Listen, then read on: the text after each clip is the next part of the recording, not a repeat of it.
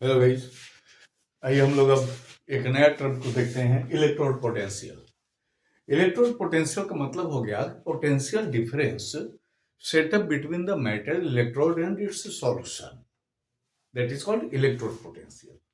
अब electrode potential क्या है कि दो तरह का होगा। ऐसा इसलिए क्योंकि आपके पास टेंडेंसी दो तरह का है, एक का ऑक्सीडेशन का टेंडेंसी है और दूसरे का रिडक्शन का टेंडेंसी है। तो इसमें और इसमें ये इसको हम लोग बोले थे LOAN। देखिए इसमें ऑक्सीडेशन हो रहा है, इसीलिए इलेक्ट्रोड पोटेंशियल जो है उसको हम लोग बोलते हैं हाफ सेल इलेक्ट्रोड पोटेंशियल। और ये दो तरह का हुआ। अब पहला हो गया ऑक्सीडेशन पोटेंशियल। ऑक्सीडेशन पोटेंशियल का मतलब हो गया कि एबिलिटी और tendency of the electrode to lose electron and get oxidised is called oxidation potential. जैसे अगर मान लेते हैं M पर ये सॉलिड है, ये अपना इलेक्ट्रॉन लूज किया M पर N प्लस, ये aqueous plus N electron, that is the electrode potential है। और ये ऑक्सीडेशन हो, क्योंकि यहां ऑक्सीडेशन हो रहा है। जैसे जिंक है, जिंक सॉलिड, जिंक में देखिए 2 प्लस, ये एक्वस हुआ प्लस 2 इलेक्ट्रॉन। इसी तरह से Cu अगर सॉलिड है, Cu 2 प्लस, ये एक्वस है प्लस 2 इलेक्ट्रॉन। इसके बाद देखिए हम लोग बात करते हैं रिडक्शन पोटेंशियल। रिडक्शन पोटेंशियल हो गया कि tendency of the electrode to gain electron and get reduced, that is called reduction potential.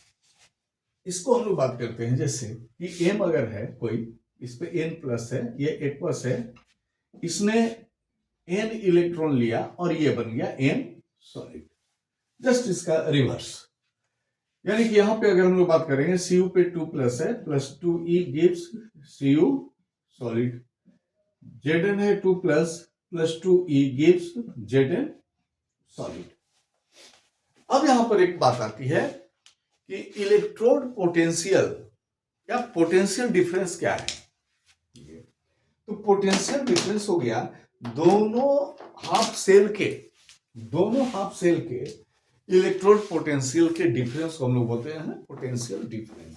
और इसको हम लोग ई सेल भी बोलते हैं, ईएमएफ ऑफ द सेल, और ई सेल भी बोला जाता है इसको। अब अगर जैसे हम लोग बात करते हैं ई सेल, तो ये ई सेल इक्वल टू हो जाएगा ई राइट माइनस ई लेफ्ट, ई राइट माइनस ई लेफ्ट।